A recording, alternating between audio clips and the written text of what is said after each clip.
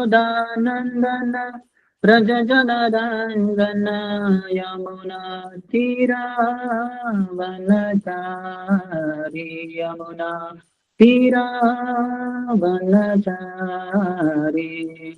जय राधा माधव कुञ्ज विहारी गोपी जनवल्लभ गिरिवरधारी जय राधा माधव कुञ्ज विहारी गोपी जनवल्लभ गिरिवरधारी हरे कृष्ण कृष्ण कृष्ण हरे हरे हरे राम राम राम हरे हरे हरे कृष्ण कृष्ण कृष्ण हरे हरे हरे राम राम राम हरे हरे हरे कृष्ण कृष्ण कृष्ण हरे हरे हरे राम राम राम हरे हरे हरे कृष्ण कृष्ण कृष्ण हरे हरे हरे राम राम राम हरे हरे हरे कृष्ण कृष्ण कृष्ण हरे हरे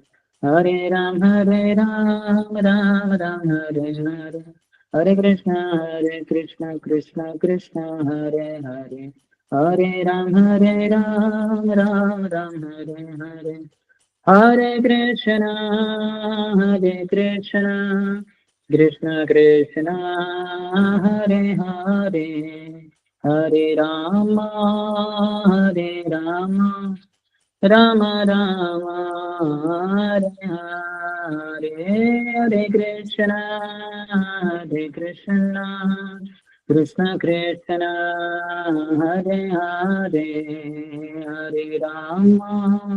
हरे राम राम राम हरे हरे गाय गौरानिताय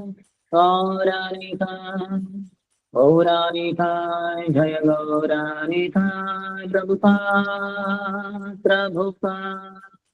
प्रभुपाद जय प्रभुपाद जय ओम विष्णुपाद परमहंस परिवृत्तचार्य अष्टोत्तर शतश्री श्रीमती divine grace Abhay Charanaravinda Bhaktivedanta Swami Srila Prabhupada की ISKCON founder acharya BBT founder acharya saviour of the whole world Srila Prabhupada की जय ओम विष्णुपाद परमहंस परिव्रजकाचार्य अष्टोत्तर शतश्री श्रीमद भक्ति सिद्धांत सरस्वती गोस्वामी ठाकुर श्रील प्रभुपाद की अनंत कोटि वैष्णव वृंद की नमचार्य श्री हरिदास ठाकुर की प्रेम से कहो श्री कृष्ण चैतन्य प्रभु नित्यानंद श्री अद्वैत गदाधर श्रीवास आदि गौर भक्त वृंद की श्री श्री राधा कृष्ण गोप गोपिका श्याम कुंड राधा कुंड गिरिराज गोवर्धन की ब्रजभूमि श्री वृंदावन धाम की मथुरापुरी धाम की पुरुषोत्तम क्षेत्र से जगन्नाथपुरी धाम की श्री नवद्वीप मायापुर धाम की गंगा मैया की यमुना मैया की भक्ति देवी की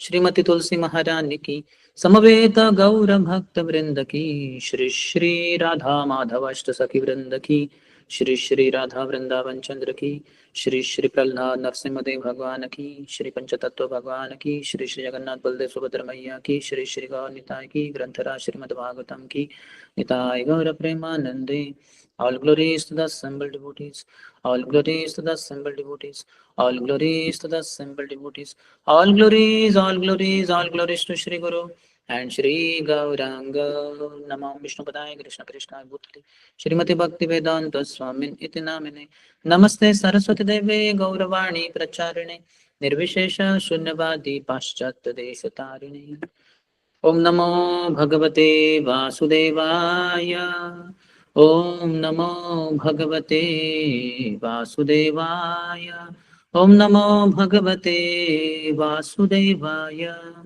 Omagyanatimirandhasya Gyananjanashalakaya Chakshurunmilitam Yena Tasmai Shri Gurave Namaha Shri Chaitanya Manobhishtam Sthapitam Yena Bhutale स्वयं रूपः कदा मह्यं ददाति स्वपदान्तिकम् वन्देऽहं श्रीगुरोः श्रीयुतापदकमलं श्रीगुरून् वैष्णवांश्च श्रीरूपं साग्रजातं सहगणा रघुनाथान्वितं तं सजीवं साद्वैतं सावधूतं परिजन सहितं कृष्ण चैतन्य देवं श्री राधा कृष्ण पादा सहगण ललिता श्री विशाखान्वितांश्च वाञ्छाकल्पतरुभ्यश्च कृपा सिन्धुभ्य एव च पतितानां पावनेभ्यो वैष्णवेभ्यो नमो नमः।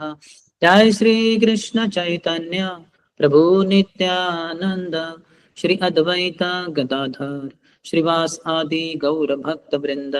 हरे कृष्णा कृष्णा कृष्णा हरे हरे, हरे राम राम राम हरे हरे।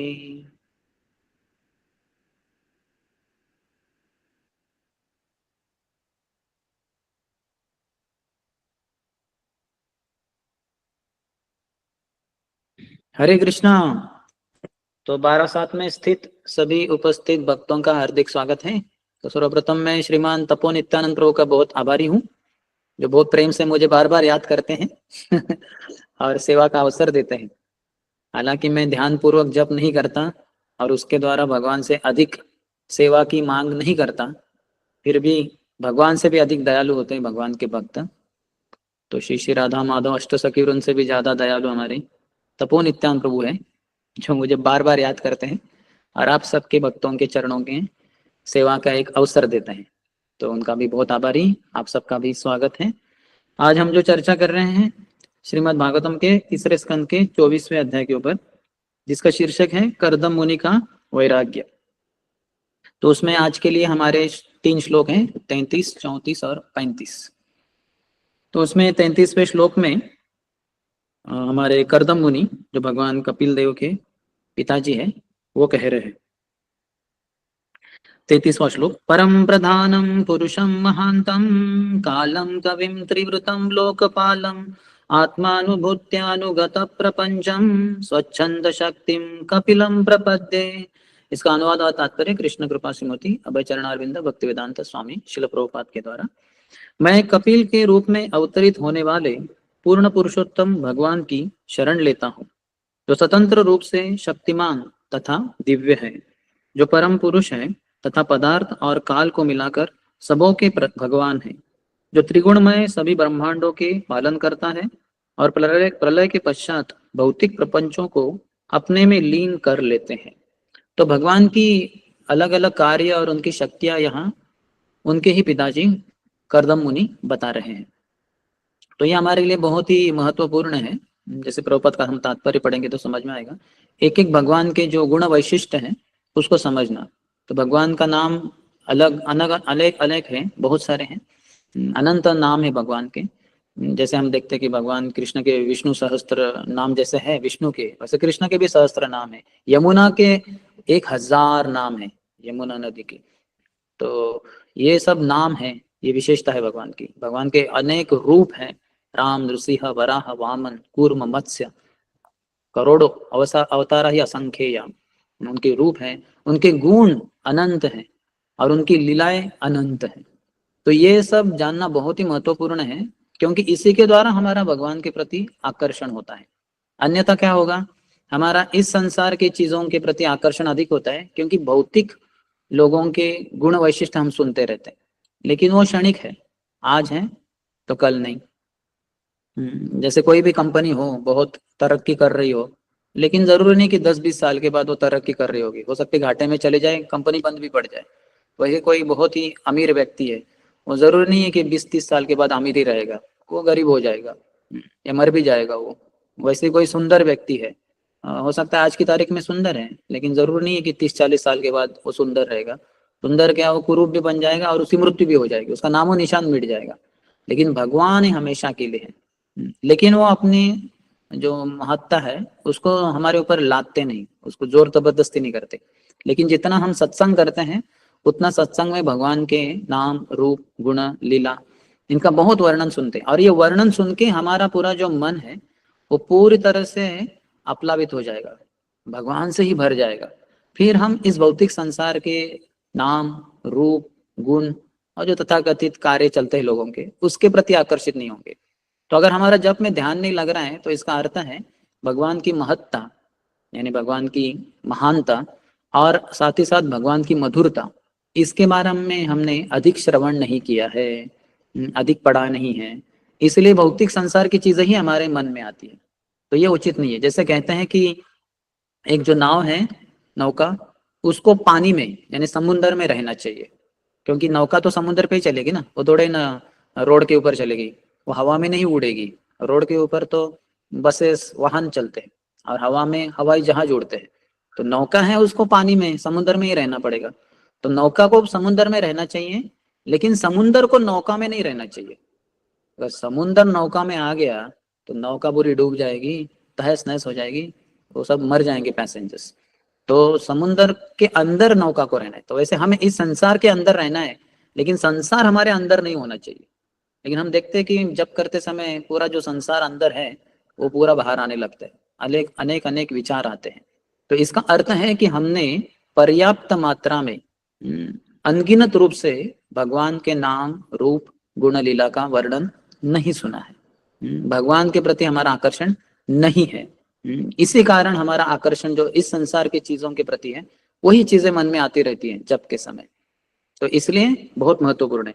तो ये श्लोक बहुत महत्वपूर्ण है। अभी प्रभुपाद का तात्पर्य पढ़ते हैं। यहाँ पर कर्दम मुनि अपने पुत्र कपिल मुनि को परम संबोधित करते हुए 6 ऐश्वर्यों का उल्लेख करते हैं। ऐश्वर्यस्य समग्रश्च वीर्यश्च यशश्च श्रिय ज्ञानम वैराग्योश्चैव षण्णम भग इति गणा। जो भगवान व्यासदेव के पिताजी हैं, पराशर मुनि, उन्होंने भगवान शब्द की परिभाषा बताई है।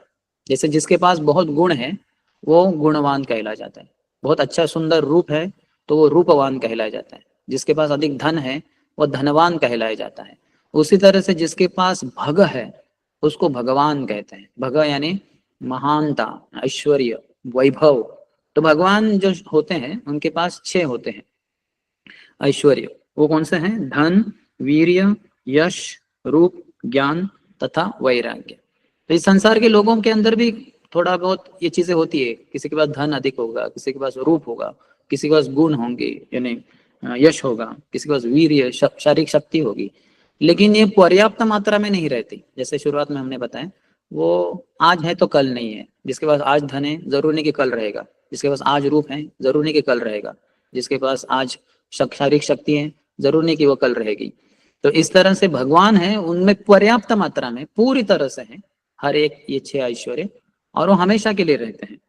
परम शब्द श्रीमद् भागवत के प्रारंभ में परम सत्यम पदम के श्री भगवान के लिए आया है। सत्यम परम धीमहि। वो कहते हैं कि जन्माद्यस्य यतो अन्वयात् इतरतश्चार्थेषु अभिज्ञ स्वराट तेने ब्रह्म हृदय आदि कवये मुह्यन्ति यत् सूरयः तेजो वारिं यथा विनिमयो यत्र त्रिसर्गो अमृषा धाम्ना स्वेन सदा निरस्त कुहकम सत्यम परम धीमहि। वो परम सत्य के ऊपर मैं ध्यान करता हूँ। वेद व्यास जी श्रीमद् भागवतम की शुरुआत ये पहले श्लोक से किए हैं, जिसमें मैं परम सत्य के ऊपर ध्यान करता हूँ। और उनके क्या गुण वैशिष्ट है वो पहले के लाइन में बताए हैं। जन्मेश्वर वो कहते हैं कि जन्मादियस्य यतः, भौतिक संसार की सृष्टि, उसका टिकना, स्थिति, उसका प्रलय होना, नाश होना, ये सब भगवान से शुरू होता है। अन्वयाद इतरतश्चार्थेषु अभिज्ञ स्वराट। भगवान को प्रत्यक्ष अप्रत्यक्ष रूप से सब कुछ पता होता है। जैसे अगर मेरे शरीर में पीठ पे खुजली हो रही है तो मुझे समझ में आता है, हालांकि मैं देख नहीं सकता, लेकिन मेरा हाथ बराबर उधर जाके खुजलाएगा, क्योंकि मुझे पता है मेरे कौन से शरीर के पीठ के भाग में खुजली हो रही है। तो उस तरह से भगवान को संसार के बारे में सब कुछ पता है, तो इसलिए उनको परम सत्य कहते हैं। इस संसार के जो सत्य हैं वो तात्कालिक सत्य है या थोड़े समय के लिए आज है वो, या अलग अलग स्थिति में वो सत्य बदलते रहते हैं। जैसे गुलाब जामुन हमें खाना बहुत अच्छा लगता है, हमारा हो सकता है सबसे फेवरेट आइटम है गुलाब जामुन, और हम 10 खाएंगे, 20 खाएंगे। लेकिन वही अगर हमारे बहुत ही प्रिय किसी व्यक्ति की मृत्यु हुई है, हमारे परिवार वाले, दादाजी या पिताजी, माँ कोई, तो उनका मृत्यु शरीर शव सामने है और उसके सामने हमें किसी ने गुलाब जामुन दिए, तो हमने बोलेंगे वाह माय फेवरेट। हम कुछ नहीं बोलेंगे, हम बोलेंगे हटाओ इसको, मुझे कुछ भी खाने की इच्छा नहीं। तो देखिए वो सत्य है कि मेरा गुलाब जामुन फेवरेट है, वो बदल गया स्थिति के अनुसार, क्योंकि कोई मृत हुआ है परिवार में। तो लेकिन जो परम सत्य हैं उनके सब गुण वैशिष्ट हैं वो हमेशा कायम रहते हैं, वो बदलते नहीं, वो कम नहीं होते। परम की व्याख्या उसके बाद आने वाले शब्द प्रधानम से भी होती है, जिसका अर्थ है प्रमुख, मूल, प्रत्येक वस्तु का स्रोत, सर्व कारण कारणम, सभी कारणों का कारण। तो अभी जो भौतिकवादी लोग होते हैं उनके सामने जो जो भगवान की शक्ति आती है तो उससे वो आकर्षित होते हैं, क्योंकि वो माया का प्रदर्शन है। भगवान की जो बहिरंगा शक्ति है वो मम माया दुरत्य इतनी जबरदस्त है, कि एक एक माया का जो आइटम है, एक एक जो वस्तु है, इतनी आकर्षित कर सकती है। जैसे आप अगर किसी मॉल के सामने से जा रहे हैं और आपका अगर उधर कुछ दिख गया कुछ, तो आपको उसके ग्लास होता है, लाइट होता है, एक आइटम आपको दिखेगा और इतना आकर्षित होंगे। जैसे बच्चा है कोई, उसको कोई खिलौना दिखा या कोई गुब्बारा है, तो बेच रहा है कोई गुब्बारा, एक गुब्बारे के प्रति वो बालक का ऐसा पागल हो जाता है, वो बोलता पिताजी चाहिए चाहिए, वो जमीन पे ऊपर लोटपोट हो जाता है, रोने लगता है, सब मिट्टी में धूल में मिल जाता है, उसको वो गुब्बारे के प्रति आकर्षित है। तो हम बोलेंगे क्या पागल है, ये गुब्बारा फूट जाएगा, लेकिन हम भी तो पागल है, हम महापागल है। क्योंकि वो तो गुब्बारे के प्रति आकर्षित है, गुब्बारा फूटने के बाद शांत हो जाएगा। हमारे गुब्बारे तो फूटते ही नहीं, बड़े बड़े गुब्बारे लेके रखे हमने, आईफोन, मोबाइल, लैपटॉप, कार, बंगला, पैसा, धन संपत्ति, पूजा, लाभ, प्रतिष्ठा, ऐसे करोड़ों चीजें हैं। हर एक चीज के प्रति हम इतने पागल हो जाते हैं कि हमारा मन ध्यान नहीं लगता जप में। तो इसलिए ये बहुत महत्वपूर्ण है कि जो भौतिकवादी लोग हैं वो तो वस्तु को देखकर वस्तु से आकर्षित होते हैं, क्योंकि उसके जो अंदर जो माया भरी हुई है उसमें, सत्वगुण, रजोगुण, तमोगुण से बनी हुई, वो बहुत आकर्षक लगती है। लेकिन जो एक साधक होता है, विशेषता जिसको भक्तों की कृपा प्राप्त है, मध्यम अधिकारी, कनिष्ठ अधिकारी भी है, वो भी आकर्षित हो सकता है भौतिक चीजों के प्रति। लेकिन अपने आप को थोड़ा सा वो रेजिस्ट करता है, अपने आप को थोड़ा सा दूर रखता है कि नहीं नहीं नहीं, मेरे लिए ठीक नहीं है, तो इसलिए थोड़ा दूर रहेगा शायद। लेकिन जो मध्यम अधिकारी होते हैं वो शक्ति देखते हैं इस संसार में, जानते हैं ये शक्ति है किनकी, ये शक्ति है भगवान की, कृष्ण की। तो इसलिए उनकी कृष्ण के प्रति जो लगाव, भक्ति, आकर्षण है वो चालू रहती है। और ये जो भौतिकवादी जो शक्ति है भगवान की, उससे वो आकर्षित नहीं होते हैं। अगर जरूरत है तो उस शक्ति को भगवान की सेवा में लगाते हैं। तो ये मध्यम अधिकारी होते हैं, शक्ति को देखते हैं लेकिन शक्ति के पीछे शक्तिमान भगवान को देखते हैं। लेकिन जो उत्तम अधिकारी होते हैं वो तो शक्ति को भी एक तरीके से नहीं देखते, भगवान को ही सब जगह पे देखते हैं। स्थावर जंगम देखी न देखी तार मूर्ति, सर्वत्र है निज इष्ट देव स्फूर्ति। स्थावर और जंगम, मूविंग और नॉन मूविंग, कुछ चलायमान चीजें, कुछ अचलायमान चीजें, ये देखते हैं इस संसार में उत्तम अधिकारी। स्थावर जंगम देखी न देखी तारा मूर्ति, देखते हैं लेकिन देखते भी नहीं, न देखी देखी न देखी, पश्यन अपी न पश्यति, क्योंकि वो वस्तु को नहीं देखते हैं या व्यक्ति को नहीं देखते, उस भगवान को ही देखते हैं कि ये तो भगवान का अंश है, या फिर कृष्ण का अंश है, या फिर ये कृष्ण से चीज है, ये तो वो चीज भी नहीं देखते एक तरह उससे। तो स्थावर जंगम देखी न देखी तारा मूर्ति, सर्वत्र है निज इष्ट देव स्फूर्ति, उनको अपने इष्ट देव की स्फूर्ति सब जगह पे होती है। जैसे उदाहरणार्थ अगर किसी लड़के का लड़की से प्रेम है बहुत, किसी एक लड़की से, तो वो लड़की उसको सब जगह पे दिखते हैं, वहां देखी यहाँ देखी, किधर भी देखता है उसको लड़की ही दिखाई देगी, क्योंकि वो लड़की के लिए पागल हुआ है। तो वैसे जो शुद्ध भक्त होते हैं वो कृष्ण के लिए पागल रहते हैं, उनको सब जगह पे कृष्ण ही दिखते हैं, ये संसार दिखता ही नहीं उनको, तो इसलिए वो बड़े आनंद में रहते हैं। आगे कहते हैं कि भगवान सर्व कारण कारणम, सभी कारणों का कारण है। श्री भगवान अरूप नहीं है, वे पुरुष या भोक्ता है। भगवान का रूप नहीं है ऐसा नहीं है वो भोक्ता भी है। खाते हैं ना तो मुंह तो होगा ना, बिना मुंह के कैसे खाएंगे। जैसे एक भूत होता है, उसको खाने की इच्छा होती है लेकिन स्थूल शरीर नहीं होता, पृथ्वी आप वायु तेज आकाश से बना, तो उसको बेचारे को इतना दुख होता है, पीड़ा होती है, तो किसी दूसरे के शरीर में प्रवेश करके उसके मुंह के द्वारा ये भूत जो है वो खाता है। तो लेकिन जो भगवान है, तो भगवान खाते हैं तो यानी उनका मुंह भी है। भगवान पानी पीते हैं तो उनका मुंह है, उससे पानी पीते हैं। भगवान सुनते हैं तो उनके कान भी हैं। भगवान बोलते हैं तो उनकी जीवा भी है। तो भगवान का रूप है। ये काल तत्व है और सर्वज्ञाता है, वे भूत, वर्तमान तथा भविष्य सब कुछ जानने वाले हैं, जैसा कि भगवद गीता में पुष्टि की गई है। भगवान कहते हैं मैं ब्रह्मांड के कोने कोने की प्रत्येक वस्तु, वर्तमान, भूत तथा भविष्य को जानता हूँ। तो भगवान अभी जानते हैं कि सुंदर श्याम दास ये रूम 203 ब्रह्मचर्य आश्रम में बैठकर 12 सत के भक्तों को कुछ भगवान के बारे में बता रहा है। वो देख रहे हैं, आप में से कुछ लोग जम्बाई दे रहे हैं, कुछ लोग आंखें बंद कर रहे होंगे, कुछ लोग पता नहीं स्क्रीन को ऑफ करके आपकी तरह और चले गए होंगे।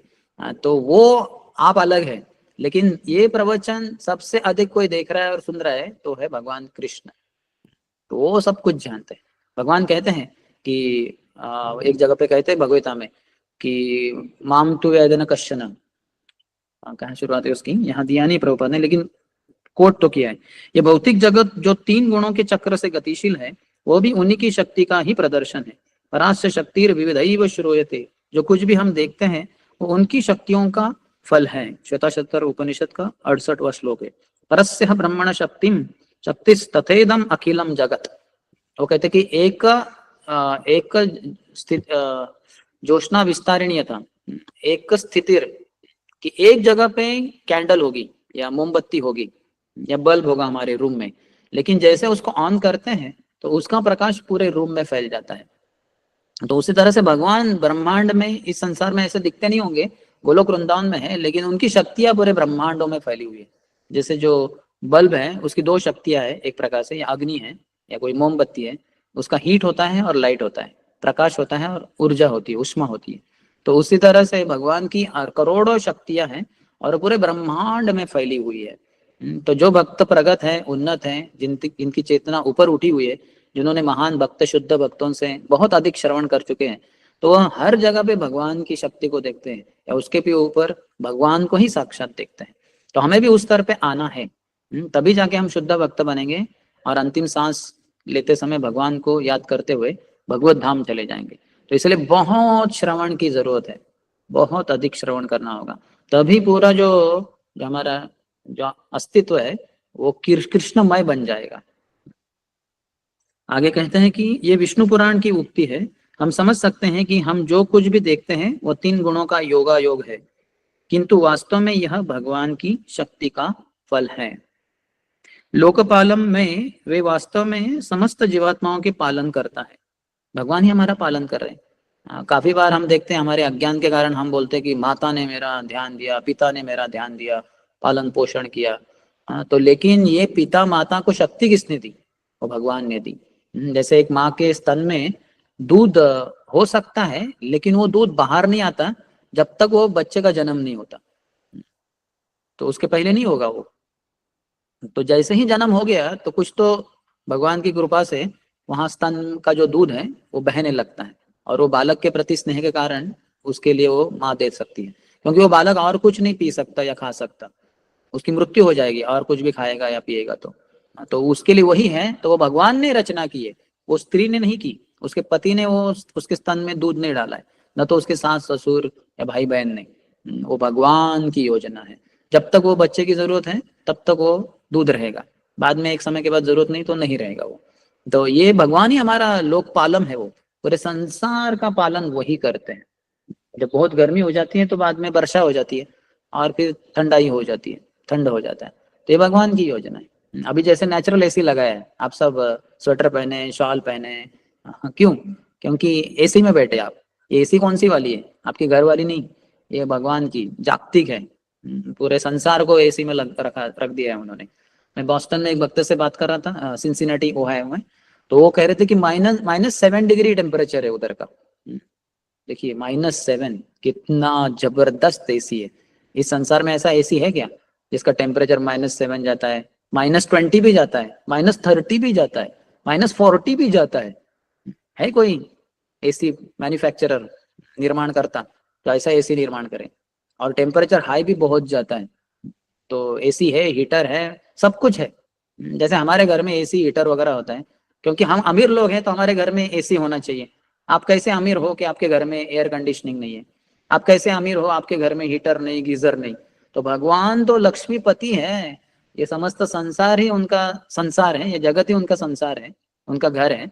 तो उसमें कैसे भला एसी नहीं होगा, हीटर नहीं होगा, या फिर जो भी ड्रिजलिंग वगैरह, रेनफॉल, ये सब है, छाता, सब कुछ है भगवान के पास, कुछ भी कमी नहीं है। तो लोकपालम है वो, नित्यो नित्यानाम, वे समस्त जीवात्माओं के अगुआ है। वे एक हैं किंतु अनेकानक जीवात्माओं का पालन करने वाले हैं। ईश्वर समस्त जीवों का पालन करते हैं, किंतु कोई भी ईश्वर का पालन नहीं कर सकता, ये संभव नहीं है। लेकिन अर्थात गुण के रस के तत्व के अनुसार कोई नहीं कर सकता भगवान का पालन। भगवान ही नित्यो नित्यानाम चेतनश्चेतनानाम एको बहुनाम यो विदधाति कामान। वो हम सब नित्य हैं लेकिन भगवान परम नित्य है, हमसे सर्वश्रेष्ठ नित्य है। हम सब चेतना वाले हैं, चेतना रखते हैं, लेकिन भगवान परम चेतना रखते हैं। हमें सिर्फ हमारे शरीर में क्या चल रहा है वो पता है, क्षेत्रज्ञ है, हमारे क्षेत्र शरीर के बारे में हम जानते हैं, लेकिन दूसरों के शरीर में क्या चल रहा है, उनके मन में क्या चल रहा है, ये हम समझ नहीं सकते। लेकिन भगवान, क्योंकि चेतनानाम चेतनश्चेतनानाम, सभी जो चेतना रखने वाले हैं उनमें सर्वश्रेष्ठ चेतना भगवान की होती है, उनको सब कुछ पता होता है। तो हमसे, भगवान से कुछ छिपता नहीं है, इसलिए हमारे हृदय को खोलकर भगवान को बताना चाहिए कि भगवान मुझे इतने सब गंदगी है मेरे अंदर, मुझे आपकी कृपा चाहिए, आपकी कृपा के बिना मैं झुलस रहा हूँ, इस संसार में दुख भोग रहा हूँ, आपकी कृपा ही मेरे लिए सब कुछ है। तो उसे भीख मांगनी चाहिए। तो भगवान हम कुछ जानते हैं लेकिन इच्छा करते हैं कि हम भीख मांगे, भीख मांगेंगे तो वो हमें अपने आप को दे देंगे। किंतु अनेकानेक जीवात्माओं का पालन करने वाले हैं। ईश्वर समस्त जीवों का पालन करते हैं, किंतु कोई भी ईश्वर का पालन नहीं कर सकता। यह उनकी स्वच्छंद शक्ति है, वे अन्यों पर आश्रित नहीं है। कोई कितना भी अपने को स्वच्छंद क्यों न कहे, फिर भी अपने से बड़े किसी न किसी के अधीन रहता है। किंतु भगवान परम पूर्ण है, न तो कोई उनसे बड़ा है न उनके समान। असमूर्ध हो भगवान का एक नाम है। असम, उनके समान कोई नहीं, अऊर्ध्व, उनके ऊपर भी कोई नहीं, असम अऊर्ध्व को मिलाकर होता है असमूर्ध्व। तो भगवान सर्वश्रेष्ठ है, लेकिन तत्व में सर्वश्रेष्ठ है, लेकिन लीला में या रस में वो अधीन बन जाते हैं, अपने भक्तों के अधीन हो जाते हैं। अहम भक्त पराधीनो ही अस्वतंत्र इव द्विजः। अहम भक्त पराधीन, मैं भक्तों के अधीन हो जाता हूँ, माया माता यशोदा के अधीन हो जाते हैं। जब अभी मैं पढ़ रहा हूँ गर्ग संहिता, उसमें उद्धव जी जब आते हैं, नंद व्रज में आते हैं, कृष्ण भेजते हैं उनको कंस के वध के बाद, थोड़े समय के बाद, जाओ उद्धव, मेरे सभी भक्त, मेरे ग्वाल बाल मित्र सखिया और मेरे माता पिता सभी व्रजवासी मेरे विरह में बहुत ही दुख भोग रहे, तो तुम जाओ और उनको बताओ मेरे समान ही सब। भगवान अपना सब कुछ उनको दे देते हैं, अपना मोर मुकुट दे देते हैं, अपना मोर मयूर पंख दे देते हैं, वैजंती माला दे देते हैं, अपना पीताम्बर दे देते हैं, सब कुछ दे देते हैं। क्यों? जिससे कि सबको लगे कि जैसे कृष्ण ही आए हैं। तो वहां जब यशोदा माई से मिलते हैं तो यशोदा माई तो इतना रोने लगती है और वो इतना याद करती है कृष्ण को कि कृष्ण के विरह में वो पूरी झुलस रही होती है, इतना रोती है, आंखों से अविरत अश्रु प्रवाह और स्तनों से दूध का प्रवाह होता ही रहता है, नीचे की जमीन पूरी गीली गीली हो जाती है। नंद महाराज भी बहुत रोते हैं, तो इतना प्रेम है भगवान से। तो ये यशोदा माई कहती हैं कि अरे मैंने तो ये अपने बालक कान्हा को ऐसे सामान्य बालक समझा और फिर उसके साथ बहुत ही मैंने गलत प्रकार का व्यवहार किया, इस छोटे से बालक को मैंने बांध दिया रस्सी से, और उसको, ये तो मेरे ऊपर इतना आधारित था, अभी उसकी वाणी सुनाई नहीं दे रही है। जैसे ही सुबह उठता था और कहता था कहीं माँ मुझे दही दे दो, माँ मुझे मक्खन दे दो, ताजा मक्खन दे दो मुझे। तो ऐसे उसके जो बहुत ही मधुर वाक्य थे, वाणी थी, अभी मैं सुन नहीं पा रही हूँ। तो कब आएगा कान्हा, कब आएगा, क्या मथुरा में ही रहेगा, आएगा कि नहीं आएगा? तो रोती रहती है यशोदा माँ। तो उद्धव देख के बड़े दंग रह जाते हैं कि कितना प्रेम है नंद महाराज का, यशोदा माई का, ग्वाल बालों का और गोपियों का कृष्ण के प्रति। तो रस में भगवान अपने आप को भक्तों के अधीन कर देते हैं, हालांकि सर्वश्रेष्ठ है, सब कोई उनके ऊपर ही आधारित है, लेकिन रस में वही तो है ना, व्यक्ति है वो, और वो आदान प्रदान करना चाहते हैं, हमारे पिता है वो, परम पिता है वो, तो हमारे साथ आदान प्रदान करना चाहते हैं, और वो पांचों रसों में आदान प्रदान करते हैं। शांत रस में भी हमारे हम में से कुछ जन उनके दास बन सकते हैं, कुछ जनों को वो मित्रों के रूप में स्वीकार करते हैं, जो माता पिता के रूप में सेवा करना चाहे उनको वो भी सौभाग्य प्रदान करवा देते हैं, और जो चाहते हैं कि हम उनकी प्रेयसिया बने तो वो भी प्रेयसी बन सकते हैं। ऐसे भगवान की करोड़ों गोपियां हैं, हम भी गोपी बन सकते हैं अगर इच्छा है तो, भक्ति करे वैसे तो। क्योंकि कपिल मुनि कर्दम मुनि के पुत्र के रूप में प्रकट हुए हैं, किंतु कपिल श्री भगवान के अवतार थे, अतः कर्दम मुनि ने शरणागत होकर उन्हें सादर नमस्कार किया। इस श्लोक का अन्य महत्वपूर्ण शब्द आत्मानुभूत्यानुगत प्रपंचम है। भगवान कपिल राम नृसिंह वराह रूपों में से किसी एक में अवतरित होते हैं, और इस संसार में वे जो भी रूप धारण करते हैं वे उनकी आत्मीय अंतरंगा शक्ति का प्राकट्य होता है। भगवान कहते हैं कि जो मैं प्रकट होता हूँ वो मैं अपनी अंतरंग शक्ति के द्वारा प्रकट होता हूँ। हम जो सब इस संसार में जन्म लिए, हमारा जो जन्म है वो बहिरंग शक्ति के द्वारा हुआ है। माया जो है हमारे कर्म पिछले देखकर वगैरह, ऐसे हमें एक पिता के वीर्य में डालकर हम जो आत्मा है, तो उसके द्वारा उनके शारीरिक संग के समान समय हमारा माता के गर्भ में प्रवेश हुआ, वहां हम 9 महीने रहे। वहीं जो भगवान की बहिरंगा शक्ति है, पृथ्वी आप वायु तेज आकाश, इससे बनी हुई, वो माता के गर्भ में हमें वो सब प्राप्त हुआ, हमारा शरीर बन गया, 9 महीने में तैयार हो गया ना। तो फिर हम जैसे मैन्युफैक्चरिंग हो गया, अभी सेल के लिए जैसे बाहर आ जाता है प्रोडक्ट, तो ऐसे हम सब बाहर आ गए, जन्म हो गया हमारा, और अब शरीर बढ़ता है, फिर बुद्धि बढ़ती है इत्यादि। तो हमारा जन्म जो है बहिरंग शक्ति के द्वारा होता है। लेकिन भगवान का और भगवान के शुद्ध भक्तों का बहिरंग शक्ति के द्वारा नहीं होता।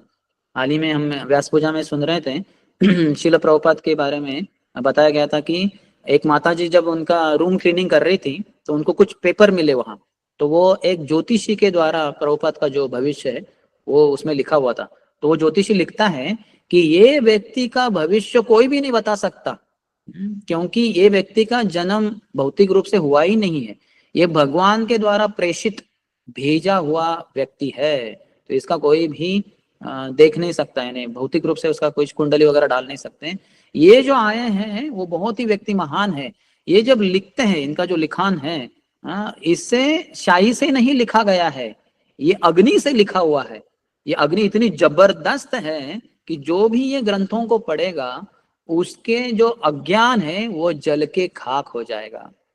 जैसे हम जानते हैं अग्नि के द्वारा सब चीजें जलाई जाती है, अर्थात आत्मा नहीं।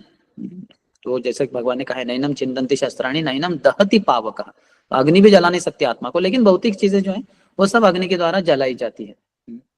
तो लेकिन वो कहते हैं कि इनके जो लिखन है, लिखना है सब राइटिंग, प्रभुपाद के ग्रंथ, ये लिखते स्याही से नहीं, इंक से नहीं, अग्नि से, और ये अग्नि के द्वारा सभी का अज्ञान पूरी तरह से जल के खाक हो जाएगा। इसलिए हमें प्रभुपाद के ग्रंथ नित्य पढ़ने चाहिए। तो भगवान कहते हैं कि मैं अपने शक्ति से आता हूँ, बहिरंग शक्ति से नहीं आते भगवान। भगवान के शुद्ध भक्त भी अंतरंग शक्ति से ही प्रकट होते हैं। ये भौतिक शक्ति के कोई रूप नहीं होते, ये भौतिक शक्ति के कोई रूप नहीं होते। इस संसार में प्रकट होने वाली सामान्य जीवात्माएं भौतिक शक्ति द्वारा उत्पन्न शरीर है, किंतु जब कृष्ण या उनका कोई एक विस्तार या भिन्नांश इस संसार में अवतार लेता है, तो ऐसा प्रतीत होता है कि वो भौतिक शरीर से युक्त है, किंतु उसका यह शरीर भौतिक नहीं होता। इसलिए हम गुरु के जो शरीर है उसको दिव्य ही मानना चाहिए, क्योंकि पूरी तरह से भगवान की सेवा में लगा है। प्रभुपाद का उदाहरण कि अगर लोहा लोहा होता है, वो किसी चीज को जला नहीं सकता, लेकिन उसी लोहे को अगर एक बहुत ही जलती हुई दगदगती हुई जो आग में डाल दे बहुत लंबे समय के लिए, तो वो लाल होता है, फिर पीला होता है, फिर व्हाइट सफेद हो जाता है। इतना वो इतना वो गर्म हो जाता है, उसके द्वारा किसी भी चीज को हाथ लगाएंगे वो लोहे को, तो जल के खाक हो जाएगी। तो क्योंकि वो बहुत समय के लिए अग्नि में रह चुकी, उसलिए जो शुद्ध भक्त होते हैं वो हर समय भगवान के साथ ही रहते हैं, इसलिए वो भगवान की सभी शक्तियों को धारण करते हैं। अर्थात भगवान से भी अधिक शक्तियां भगवान के भक्तों को प्राप्त होती है भगवान की इच्छा से। जैसे जैसे एक सामान्य पिता भी होता है, उसकी इच्छा होती है कि मैंने तो सिर्फ ग्रेजुएशन किया, मेरे बेटे ने या बेटी ने पोस्ट ग्रेजुएशन करे, पोस्ट डॉक्टरेट भी करे या पोस्ट डॉक्टरेट भी कर दे, वो अधिक इच्छा होती है। मैंने सिर्फ इतना ही धन कमाया, लखपति बना, मेरा बेटा करोड़पति बने। तो ऐसी इच्छा होती है माता पिता की। तो क्यों आती है ऐसी इच्छा? क्योंकि भगवान कृष्ण में वो सर्वप्रथम है। तो भगवान की इच्छा से भगवान के भक्तों को भगवान से भी अधिक शक्ति प्राप्त होती है। लेकिन ये भगवान की शक्ति है कि भक्तों को अधिक शक्ति प्रदान करते हैं। वे सदैव दिव्य शरीर धारण करने वाले हैं, किंतु मूर्ख तथा धूर्त अर्थात मूढ़ लोग उन्हें अपने जैसा एक मानते हैं और इस प्रकार उनका उपहास करते हैं। वे न समझ सकने के कारण कृष्ण को पूर्ण पुरुषोत्तम भगवान के रूप में स्वीकार नहीं करते। भगवता में श्री कृष्ण कहते हैं, अवजानन्ति माम मूढ़ा, जो मूढ़ हैं वे मेरा उपहास करते हैं। जब ईश्वर कोई रूप धारण करते हैं तो इसका यह अर्थ नहीं होता कि वे भौतिक शक्ति की सहायता से रूप धारण करते हैं, वे अपना आत्मरूप प्रदर्शित करते हैं, क्योंकि वे अपने आध्यात्मिक धाम वैकुंठ में वास करते हैं। तो इसने ऐसे कृष्ण की अनंत शक्तियां इतनी जबरदस्त हैं, इससे हमें पागल होना चाहिए। जो भी भगवान के बारे में सुनेगा पागल हो जाएगा। अगर हम प्रामाणिक स्रोत से श्रवण कर रहे हैं, शुद्ध भक्तों से श्रवण कर रहे हैं, तो हम पूरे पागल हो जाएंगे। जैसे मैंने उदाहरण दिया, एक लड़का लड़की के लिए पागल हो जाता है, उसको और कुछ समझ में नहीं आता, वैसे हम सबको कृष्ण के लिए पागल होना चाहिए। पागल नहीं हो रहे हैं, यानी हम भौतिक चीजों के प्रति, भौतिक व्यक्तियों के प्रति पागल है, उनके बारे में ज्यादा श्रवण कर रहे हैं। श्रवण किया है करोड़ों जन्मों से, अभी भी वही जारी है। अगर कृष्ण के बारे में अधिक श्रवण करेंगे शुद्ध भक्तों से, तो कृष्ण के लिए पूरे पागल हो जाएंगे। इस संसार की किसी भी चीज के प्रति आकर्षित नहीं होंगे हम, अर्थात अपने भोग के लिए। भगवान की सेवा के लिए हम उसको स्वीकार करेंगे, भगवान की सेवा में पूरी तरह से लगाएंगे, अपने भोग की बिल्कुल विचार भी नहीं आएगा मन। तो इस तरह से भगवान है, बहुत ही आकर्षक है ना, बहुत जबरदस्त है, बहुत ही आकर्षक है। तो इसलिए हमारा मन, हृदय स्वाभाविक रूप से उनके प्रति आकर्षित होना चाहिए। हमारे कान उनके बारे में श्रवण करने के लिए आकर्षित होने चाहिए, हमारी आंखें उनके दर्शन के लिए आकर्षित होनी चाहिए। जहाँ आप देख सकते हैं पीछे हमारे बहुत ही सुंदर राधा वृंदावन चंद्र का फोटो है, तो आंखों को बस उनके प्रति ही आकर्षित होना चाहिए। जीवा को भगवान के अर्पित की हुई तुलसी या प्रसाद है, उसको ही ग्रहण करने के लिए लालायित होना चाहिए। या त्वचा के द्वारा भी भगवान की सेवा करनी चाहिए, भगवान के मंदिर का मार्जन करना इत्यादि। या फिर हमारे नाक के द्वारा जो भगवान को अर्पण किया हुआ फूल है या कुछ गार्लैंड माला है, उसको सूंघने के लिए लालायित होना चाहिए। लेकिन हम देख सकते हैं कि हमारी इंद्रियां भौतिक चीजों के प्रति आकर्षित हो रही है, यानी हमने भगवान का श्रवण नहीं किया है। जैसे मैंने उदाहरण वही दिया लड़का और लड़की का। तो अगर अधिक श्रवण करेंगे तो पागल हो जाएंगे, कृष्ण के लिए पागल हो जाएंगे। तो अगला श्लोक भी देखेंगे हम, और दो श्लोक भी देखने, 34वां। आस्माभिपृश्यद्य पतिं प्रजानां त्वयावतीर्णर्न उत्ताप्त कामः परिव्रजत् पदवीमा स्थितो अहं चरिष्ये त्वां हृदि युञ्जनिष्वोषकः। समस्त जीवात्माओं के स्वामी, मुझे आपसे आज कुछ पूछना है। करदम मुनि कह रहे, क्योंकि आपने मुझे अब पितृ ऋण से मुक्त कर दिया है और मेरे सभी मनोरथ पूरे हो चुके हैं, अतः मैं संन्यास मार्ग ग्रहण करना चाहता हूँ। इस गृहस्थ जीवन को त्याग कर मैं शोक रहित होकर अपने हृदय में सदैव आपको धारण करते हुए सर्वत्र भ्रमण करना चाहता हूँ। तो ये बड़ी पहेली है। अरे भगवान सामने है कपिल देव के रूप में, अपने ही पुत्र के रूप में, अपने ही घर में जन्म हुआ है भगवान का, तो अभी क्यों ये सब छोड़ के ये संन्यास लेना चाह रहे हैं, वानप्रस्थ जैसे हो रहे हैं। तो उसका विश्लेषण प्रभुपाद तात्पर्य में करते हैं। वस्तुतः संन्यास अथवा गृहस्थ जीवन के परित्याग के लिए आवश्यक है कृष्ण भावनामृत में पूर्ण तल्लीन और अपने में डूबे रहना। तो यह है संन्यास, यानी क्या है, इसके दो अर्थ होते हैं। सन्यास यानी सब कुछ छोड़ देना, यानी भौतिक छोड़ देना, लेकिन फिर दूसरा एक अर्थ होता है उसको वैराग्य का, विशिष्ट रूपेण राग। वीत राग यानी सब आसक्ति चली गई, वीत यानी चली गई, और दूसरा है कि विशिष्ट रूपेण राग, इतनी अधिक आसक्ति कृष्ण के प्रति। तो इसलिए इस संसार की चीजों के प्रति आकर्षण नहीं रहता। फिर ऐसा जो गृहस्थ है, यानी उम्र के 50 के बाद, वो संसार अपने गृहस्थ जीवन को छोड़ देगा, तो तभी वो छोड़ पाएगा। अन्यथा कैसे, अन्यथा ये विचार भी जैसे बहुत ही खतरनाक लगता है कि अरे मेरे घर को छोड़ के जंगल में मैं कैसे जाऊंगा, क्या खाऊंगा, क्या पीऊंगा, पता नहीं वहां शेर मुझे खा जाएगा। तो ये सब भय रहेगा, क्योंकि भगवान के बारे में श्रवण नहीं किया, भगवान की शक्ति के बारे में इतना श्रद्धा नहीं है, तो इसलिए वो नहीं ले पाएगा। लेकिन ये जो करदम मुनि है, ये भगवान के शुद्ध भक्त है, इनको तो भगवान ने उनके विवाह के पहले ही दर्शन दे चुके थे और बताया था कि मैं तुम्हारे लिए एक युवती को, एक कन्या को नियुक्त किया हूँ, जो स्वयंभू मनु जिनकी पत्नी शतरूपा, उनकी पुत्री है देवहूति, वो तुम्हें मैं अपनी तुम्हारी पत्नी के रूप में प्रदान करूंगा।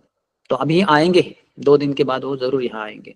तो भगवान इतने, उनकी गृहस्थ आश्रम की व्यवस्था भगवान ने की थी, इतने महान शुद्ध भक्त थे। भगवान ने उनकी तपस्या भक्ति देखकर आंसू ढाए थे, और वो आंसुओं से बिंदु सरोवर बना था। तो उनके सामने, उसके बाजू में वो बैठे थे। तो देखिए कितना विशेष है करदम मुनि। ऐसे महान शुद्ध भक्तों के जीवन में ही या उनके ही घर में भगवान प्रकट होते हैं, हम जैसे लोगों के लिए नहीं होंगे वो, क्योंकि उतनी भक्ति लगती है। तो यहाँ देख रहे हो कि वो ग्रह त्याग करके संन्यास लेने की इच्छा वो प्रकट कर रहे हैं।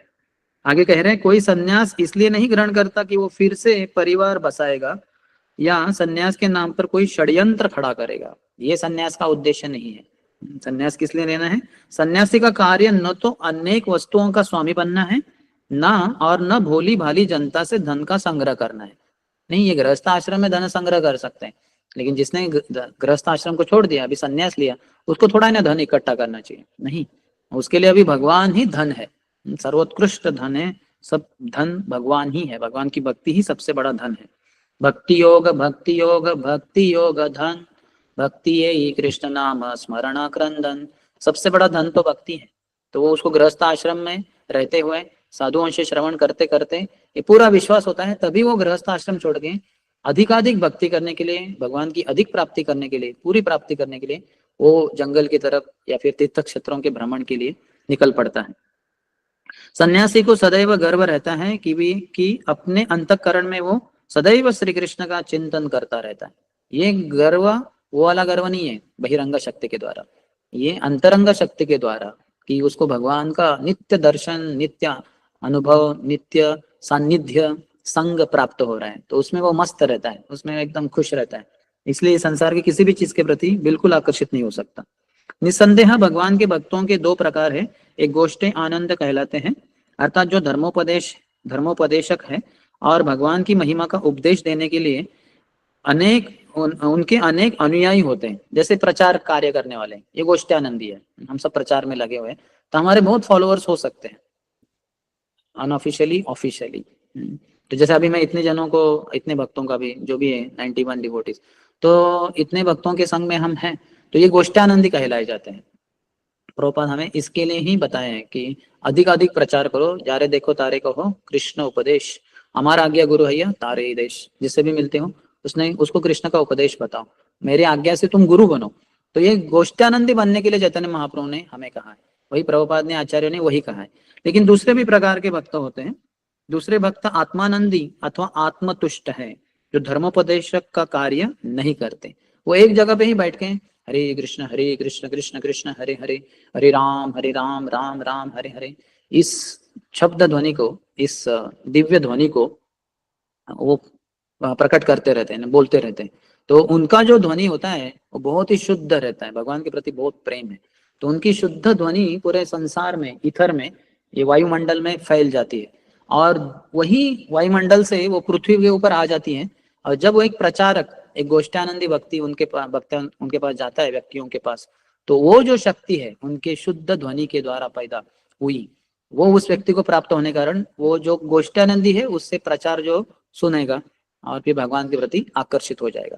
ये भगवान की ही योजना है। तो दोनों प्रकार के भक्त होते हैं, वे ईश्वर के साथ एकांत में रहते हैं, जो भजनानंदी है, लेकिन जो गोष्ठ्यानंदी है वो लोगों के साथ रहेंगे, लोगों को प्रचार करेंगे, लोगों के बीच में रहेंगे। जैसे प्रभुपाद भी जो वृंदावन का एकदम एकांत भक्तों, भगवान के संग में रह रहे थे, वो सब छोड़ के न्यूयॉर्क जैसे शहर में, अमेरिका, फिर ऑस्ट्रेलिया, अफ्रीका, सब जगह पे घूमे, लोगों के बीच में रहे, प्रचार प्रसार किया, उनको भक्ति प्रदान की, अर्थात ये सर्वश्रेष्ठ माना गया है। कर्दम मुनि इसी प्रकार के भक्त थे, वे सब प्रकार की चिंताओं से मुक्त होकर अपने अंतकरण में भगवान को बसाकर अकेले रहना चाह रहे थे। तो ये भजनानंदी जैसे हैं। परिव्राज का अर्थ है भ्रमण करने वाला, व्रज यानी जाना, परि यानी आजू बाजू में, यानी घूमते ही रहना, परिव्रजक आचार्य, उसको परिव्रजक आचार्य कहते हैं। आप सुनते हैं ना रोज सुबह, जय ओम विष्णुपाद परम हंस परिव्रजकाचार्य अष्टोत्तर शत यानी 100, अष्ट उत्तर 100 के बाद 100 यानी 108, जो शुद्ध सत्व गुण में रहते हैं उनके लिए 108 या सहस्त्र, अष्टोत्तर सहस्त्र भी कहते हैं, 1008, यानी शुद्ध भक्त है ये शुद्ध सत्व गुण में स्थित है। और संन्यास के जो 4 प्रकार है, कुटिचक, बहुदक, परिव्रजकाचार्य और परमहंस। तो जय ओम विष्णुपाद परमहंस, हंस जो होता है उसको पानी और दूध का मिश्रण दिया जाए तो जो चोच डालेगा सिर्फ दूध को ग्रहण करेगा, और वो जो पात्र है उसमें पानी रह जाएगा, उसको हंस कहते हैं। नीर क्षीर समये हंस हंस बकह बकह, जब पानी, और हमारे पास घर में, हमारे पास काफी बार जो आता है दूध वाला, वो पानी मिक्स करके दूध दे देता है, और हम बेचारे लोग क्या करेंगे, पूरा ऐसा का ऐसा ही लेना पड़ता है, ज्यादा से ज्यादा उसको उबालेंगे, 1 लीटर दूध मिला, उबालने के बाद आधा लीटर ही दूध बचा, क्योंकि आधा लीटर तो पानी था, वो पानी उड़ गया उसमें से। तो हम में वो शक्ति नहीं है, लेकिन जो हंस होता है उसमें चोच डाल के सिर्फ दूध को ग्रहण करता है, पानी को पीछे छोड़ देता है। लेकिन जो बक होता है यानी बगुला, उसको नहीं आता, वो पिएगा तो पूरा पिएगा, दूध और पानी का मिश्रण। तो हंस जो होते हैं वो जानते हैं कि कैसे सेपरेट करना है दूध को पानी से या जो मिलन है उससे। तो उसी तरह से जो परमहंस होते हैं भगवान के शुद्ध भक्त, इस संसार में रहते हुए वो जानते हैं कि किस चीज को ग्रहण करना चाहिए। जो भक्तिमय चीज है भगवान की सेवा में लगा सकते हैं उसको ही ग्रहण करते हैं, बाकी चीजों के प्रति उसको पीछे छोड़ देते हैं, इसलिए उनको परमहंस भी कहते हैं। तो उसके नीचे है संन्यास का चौथा स्तर है, उसके नीचे का स्तर है परिव्रजकाचार्य, देश विदेश जाके भ्रमण करना। जो गृहस्थ आश्रम के बाद वानप्रस्थ के बाद जब कुटीचक रहता है, वो गांव के बाहर रहता है एक झोपड़ी में, और पत्नी उसके लिए खाना बनाती है, लेकिन पत्नी जा नहीं सकती उसको देने के लिए क्योंकि वो सन्यासी बन गया। तो फिर किसी अन्य घर के सदस्य के द्वारा उसको प्रसाद भेजा जाएगा उधर, वो कुटीचक है। लेकिन बहुतक यानी वो अभी घर से नहीं खाना खाएगा, वो 5 घरों में जाएगा, वहां भिक्षा मांगेगा, वो जो मिलता है उसी से अपना जीवन निर्वाह करेगा। वो सन्यासी का हायर लेवल है। कुटीचक के बाद ऊपर वाला है बहुदक, बहु यानी बहुत जगह से उसने प्राप्त किया। कुटीचक, बहुदक, फिर परिव्रजकाचार्य। अभी तो वो गांव में 5 जगह पे जा रहा था, अभी गांव को छोड़ के अभी गांव गांव घूमने लगता है, एक गांव उसका नहीं है, अलग अलग गांव जाएगा, तो उसको परिव्रजकाचार्य कहते हैं। और इसके बाद सर्वोत्कृष्ट संन्यास की स्थिति है, उसको परमहंस कहते हैं। तो वो एकदम शुद्ध भक्त है। तो वह आगे कहते हैं परिव्रजक का अर्थ है भ्रमण करने वाला साधु। परिव्राजक सन्यासी को कहीं भी 3 दिन से अधिक नहीं रुकना चाहिए, उसे सदैव चलते रहना चाहिए, क्योंकि उसका धर्म है द्वार द्वार जाकर मनुष्यों में कृष्ण भावनामृत का बोध कराना। तो ये परिव्रजकाचार्य है। तो हम ये गोष्ठानंदी है, तो हम भी ऐसे भ्रमण करना चाहिए, अर्थात जो साधु हैं इनके लिए, सन्यासियों के लिए है। इस्कॉन में सन्यासियों की कमी है, तो ब्रह्मचारी, हम जैसे ब्रह्मचारी हैं, हमें भी काफी भ्रमण करना होता है। हम तो सन्यासी नहीं है। ब्रह्मचारियों के लिए तो वेदाध्ययन है, स्वाध्याय है, शास्त्रों को पढ़ना चाहिए। ब्रह्मचारी गुरुकुले वसन, गुरुकुल में रहना चाहिए। लेकिन क्योंकि आज की तारीख में हमारा इस्कॉन संस्था अभी तक नया ही है, 50-60 साल ही हुए, तो इसलिए सन्यासियों की कमी है, तो इसलिए ब्रह्मचारियों को भी काफी भ्रमण करना पड़ता है। और जो उन्नत गृहस्थ है, जो थोड़ा 40-45 उम्र के हो गए, उनके पास बहुत धनराशि है, अभी व्यवसाय वगैरह जॉब करने की जरूरत नहीं, वो लोग भी प्रचारक बन जाते हैं, वो भी अलग अलग जगह पे जाकर प्रचार करते हैं। ये गृहस्थों में हमारे बहुत उन्नत स्तर पाया गया है, इस्कॉन के गृहस्थ ऐसे हैं, बहुत उनको प्रचार करने की इच्छा है, तो भगवान की कृपा से उनको बाप दादा से पीढ़ियों से बहुत धन संपत्ति प्राप्त होती है, या फिर कुछ ही अल्प समय में 5-10 साल के उनका जो व्यवसाय है उसमें उनको लाखों करोड़ों रुपए मिल जाते हैं। बस अभी आगे जॉब करने की, व्यवसाय करने की जरूरत नहीं, प्रचार में पूरी तरह से लग जाते हैं। तो आपकी अगर इच्छा है ऐसी अच्छे से तीव्र भक्ति करेंगे, तो भगवान भी आपके लिए सब सुख सुविधा दे देंगे। सुख सुविधा यानी सुख सुविधा नहीं चाहिए, लेकिन जो जरूरत है रोटी कपड़ा मकान के लिए, योगक्षेमम वहां में हम, फिर आप भी प्रचारक बन सकते हैं गृहस्थ होते होते भी। और ब्रह्मचारियों के लिए तो करना ही पड़ता है, उनको भ्रमण करना ही पड़ता है। और सन्यासियों के लिए तो कंपलसरी है, वो तो एक जगह पे प्राय रह ही नहीं सकते। ऐसे बहुत ही कम सन्यासी होंगे जो एक जगह पे रहते हैं। अगला श्लोक और एक ले रहे हैं, 35वां। श्री भगवान उवाच मया प्रोक्तम हि लोकस्य प्रमाणम सत्यलौकिके अथा जनी मया तुभ्यम यद उवाच अमृतम मुने। अब यहाँ कर्दम मुनि का बोलना हो गया, अभी कपिल भगवान शुरू कर रहे हैं अपना बोलना। भगवान कपिल ने कहा, मैं जो भी प्रत्यक्ष रूप से या शास्त्रों में कहता हूँ वह संसार के लोगों के लिए सभी प्रकार से प्रामाणिक है। हे मुने, क्योंकि मैं तुमसे पहले ही कह चुका हूँ कि मैं तुम्हारा पुत्र बनूंगा, अतः उसी को सत्य करने हेतु मैंने अवतार लिया है। तो कर्दम मुनि ने कहा कि मुझे आपने अभी पितृ ऋण से मुक्त कर दिया। हमारे अलग अलग ऋण रहते हैं, माता पिता के प्रति, पितरों के प्रति, देवताओं के प्रति, ऋषियों के प्रति, समाज के अन्य लोगों के प्रति, राजा के प्रति, ब्राह्मणों के प्रति। वैसे बहुत, इसी को तो धर्म कहते हैं, अलग अलग प्रकार के धर्म है, करोड़ों धर्म है। और भगवान अंत तो कहते हैं सर्वधर्मान परित्यज्य माम एकम शरण व्रज, बस सभी धर्मों का त्याग करके मेरी शरण में आ जाओ। लेकिन अगर हम सभी धर्मों को त्याग नहीं कर रहे तो हमें धर्मों का पालन करना होगा। तो कर्दम मुनि के पितृ ऋण था, पितरों का ऋण चुकता किया जाता है विवाह करके, पुत्र पैदा करके, जो पुत्र आगे तर्पण करेगा, जो पिंडदान करेगा। इसलिए पुत्र की बहुत महत्ता बताई गई है शास्त्रों में। पुत्री का वो तो चली जाएगी अन्य घर में विवाह होने के बाद, लेकिन पुत्र होना चाहिए। तो अभी ये पुत्र पितृ ऋण से मुक्त हो रहे हैं कर्दम मुनि, कह रहे कि मैंने अपना कार्य किया, एक पुत्र को प्रकट किया, अभी मुझे आप अनुमति दीजिए, मैं जाना चाहता हूँ। तो भगवान कपिल क्या कह रहे हैं उसके तात्पर्य में प्रभुपाद कहते हैं, भगवान की सेवा में पूर्णतया तत्पर रहने के लिए कर्दम मुनि अपना परिवार त्याग रहे थे, किंतु उन्हें यह ज्ञात था कि भगवान स्वयं कपिल रूप में उनके घर में उनके पुत्र बनकर जन्म ले चुके हैं। तो फिर वे आत्म साक्षात्कार या ईश्वर बोध की खोज के लिए क्यों कर अपना घर छोड़ने जा रहे थे? जब भगवान स्वयं उनके घर में विद्यमान थे, तो वे घर क्यों छोड़े? ऐसा प्रश्न उठ सकता है, किंतु यहाँ पर यह कहा गया है कि जो कुछ वेदों में कथित है और जो कुछ लोक में प्रचलित है, उसे ही प्रामाणिक मानना चाहिए।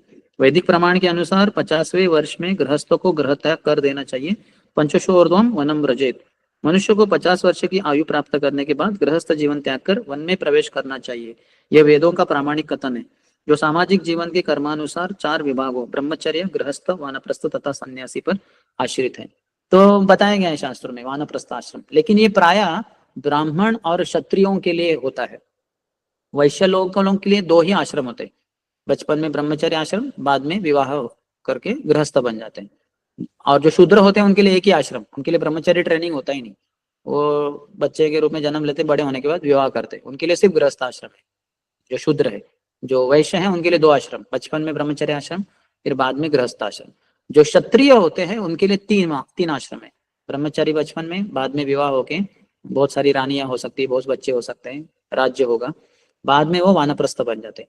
ब्राह्मण है, उनके लिए 4था आश्रम भी है, जो संन्यास आश्रम, जो क्षत्रियों के लिए भी नहीं है, वैश्यों के लिए तो है ही नहीं, शूद्रों का तो सवाल ही नहीं उठता।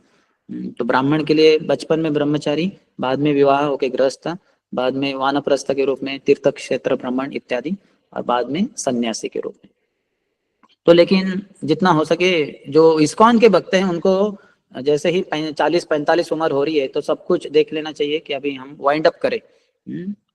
पति पत्नी को जब 45 साल के हो गए, 47, 48, 39, 49 और अभी 50, तो 50 साल की उम्र में घर के कामकाज सब हैं, और अपने बच्चों को सौंप देने चाहिए, पुत्र को इत्यादि। लड़कियों के विवाह हो चुके हैं, इस तरह से देखना चाहिए। और फिर आप फ्री हैं, आपकी धनराशि वगैरह है, अभी चिंता की जरूरत नहीं। अभी आप इस्कॉन के अलग अलग मंदिर जाके या एक किसी मंदिर में रहकर या फिर आते जाते हुए पति पत्नी को सेवा अर्पण करनी चाहिए। वहाँ माता लोग वहाँ फूल पुष्पमाला बना सकती है, कुकिंग कर सकती है, सब्जी कटिंग कर सकती है, साफ सफाई कर सकती है, रंगोली कर सकती है। आज तो अभी हम तो प्रचार भी कर सकते हैं, पुस्तक वितरण, हरिनाम संकीर्तन में भी माताएं जा सकती है। और प्रभु जी हैं, उनको पुजारी की सेवा कर सकते हो, वो भी बैकअप वगैरह कर सकते हैं। या फिर टेम्पल के किसी डिपार्टमेंट में, जैसे अकाउंट्स डिपार्टमेंट है या फिर किचन डिपार्टमेंट है, या अलग अलग जो भी सेवाएं हैं वो प्रभुगण कर सकते हैं। इस तरह से पति पत्नी को पूरी तरह से कृष्ण भावना भावित होना चाहिए। अपने संसार के बारे में चिंता नहीं करना चाहिए, ओ मेरे बेटे को हमें अमेरिका भेजना है, अभी उसका पोता हो गया, हमें हमें पोते को संभालते रहना है। तो ऐसे करते बैठेंगे तो फिर करोड़ों जन्म ऐसे ही चले जाएंगे। पोते को संभालो, फिर पोते का पोता हो जाएगा या पोते का बेटा हो जाएगा। तब तक हमारा इस संसार से, इस शरीर से निकलना होगा, फिर अगला शरीर होगा, फिर से वो वही करते बैठो। तो ऐसे नहीं करते रहना चाहिए। बस कुछ जिम्मेदारी थी, हमने निभा दी, अभी हमें पूरी तरह से अपने मानव जीवन को सार्थक बनाना है। कर्दम मुनि ने विवाह के पूर्व ब्रह्मचारी रहकर कठोर योग साधना की थी और इतनी योग शक्ति प्राप्त कर ली थी कि उनके पिता ब्रह्मा ने उन्हें ब्याह करके गृहस्थ बनाकर संतान उत्पन्न करने का आदेश दिया। कर्दम ने वह भी किया। उनके 9 उत्तम कन्याएं तथा एक पुत्र उत्पन्न हुआ। इस प्रकार उनका गृहस्थ जीवन भी सुचारू रूप से बीत गया और अब उनको गृह त्याग करना था। यद्यपि उन्हें पुत्र रूप में पूर्ण पुरुषोत्तम भगवान मिल गए थे, तो भी उन्हें वेदों के प्रमाण का आदर करना था। यह अत्यंत महत्वपूर्ण शिक्षा है। भले ही क्यों न किसी को अपने घर में पुत्र रूप में भगवान प्राप्त हो, फिर भी उसे वैदिक आदेशों का पालन करना चाहिए। कहा गया है, महाजनो येन गतः सपन्तः। मनुष्य को चाहिए कि महापुरुषों द्वारा ग्रहण किए गए पद का अनुसरण करें। जैसे हम देखते हैं कि भगवान बुद्ध भी भगवान है, लेकिन हम उनको पूजा अर्चना करते नहीं थे।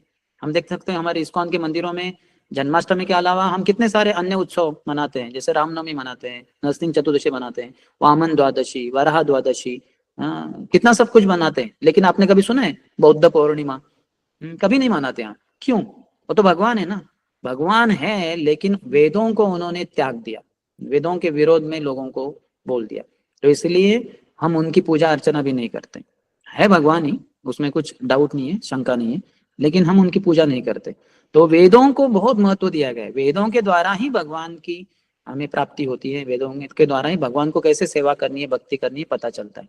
तो वेदों के अनुसार चलना चाहिए। तो हालांकि वेदों के अनुसार यहाँ उनको अभी पता है कि अपने घर में ही पुत्र के रूप में भगवान प्रकट हुए, लेकिन वेदों ने कहा है कि 50 साल की उम्र के बाद गृहस्थ को, जो ब्राह्मण है विशेषता, उसको वानप्रस्थ आश्रम को स्वीकार करना चाहिए। तो इसलिए ये चले जाना चाह रहे हैं। कर्दम मुनि का उदाहरण अत्यंत शिक्षाप्रद है, क्योंकि पुत्र रूप में श्री भगवान को प्राप्त करके वे भी वैदिक आज्ञाओं के पालन हेतु उन्होंने घर को छोड़ दिया। यहाँ कर्दम मुनि अपने गृह त्याग का मुख्य प्रयोजन बताते हैं। संसार का भ्रमण करते हुए वे अपने हृदय में श्री भगवान का निरंतर स्मरण करते रहेंगे और इस प्रकार समस्त भव चिंताओं से मुक्त रहेंगे। कलयुग में संन्यास वर्जित है, क्योंकि इस युग के सारे मनुष्य शूद्र हैं और वे संन्यास जीवन के विधि विधानों का ठीक से पालन नहीं कर सकते। सामान्य रूप से यह देखा जाता है कि तथाकथित सन्यासी भी कभी कभी स्त्रियों के साथ व्यक्तिगत संबंध रखते हैं। इस युग की अत्यंत अप्रिय स्थिति है। यद्यपि वे सन्यासियों का वस्त्र धारण करते हैं, किंतु वे जीवन के 4 प्रकार के पापों, अवैध यौन आचार, मांस भक्षण, मद्यपान तथा द्यूत क्रीड़ा से अपने को मुक्त नहीं रख सकते। क्योंकि वे इन चारों से बच नहीं पाते, अतः वे स्वामी बनकर जनता को ठगते रहते। तो इसलिए ऐसा ढोंगी साधु नहीं बनना चाहिए, सन्यासी नहीं बनना चाहिए। कलयुग में एक यह आदेश है कि कोई सन्यास न ग्रहण करे। निस्संदेह जो विधि विधानों का ठीक से पालन कर सकते हैं वे सन्यासी बन सकते हैं, किंतु सामान्यतः लोग सन्यास जीवन स्वीकार करने में अक्षम रहते हैं। इसलिए चैतन्य महाप्रभु ने बलपूर्वक कहा है, कलो नास्तेव नास्तेव नास्तेव गतिरन्यथा। सन्यास नहीं कुछ नहीं, हरिनाम हरिनाम हरिनाम। इस युग में भगवान के पवित्र नाम हरे कृष्ण कृष्ण कृष्ण हरे हरे, हरे राम राम राम हरे हरे उच्चारण के अतिरिक्त कोई विकल्प नहीं है, कोई विकल्प नहीं है, कोई विकल्प नहीं है। No other option, no other option, no other option. हरिनाम हरिनाम हरिनाम। संन्यास जीवन का मुख्य उद्देश्य है, चाहे हृदय में भगवान का मनन करें या कानों से श्रवण करके परमेश्वर का निरंतर साहचर्य प्राप्त करें। इस युग में मनन की अपेक्षा श्रवण करना अधिक महत्वपूर्ण है, क्योंकि मानसिक विक्षोभ के कारण मनन में बाधा पहुंच सकती है। किंतु यदि सुनने में ध्यान केंद्रित रहे तो उसे बाध्य होकर कृष्ण कृष्ण की ध्वनि से साहचर्य स्थापित करना पड़ेगा। श्री कृष्ण तथा कृष्ण की ध्वनि का उच्चारण अभिन्न है, अतः यदि कोई जोर से कृष्ण हरे कृष्ण का उच्चारण करता है तो वह तुरंत श्री कृष्ण का मनन कर सकेगा। इस युग में आत्म साक्षात्कार के लिए कीर्तन, जबकि यह विधि सर्वश्रेष्ठ है, अतः भगवान चैतन्य ने समग्र मानवता के कल्याण के लिए इसी का उपदेश दिया। अर्थात मैंने बहुत फास्ट पढ़ा क्योंकि समय कम है और 3-3 श्लोक थे, तो ज्यादा विश्लेषण भी नहीं कर पाए। तो ठीक है, किसी का कोई प्रश्न है?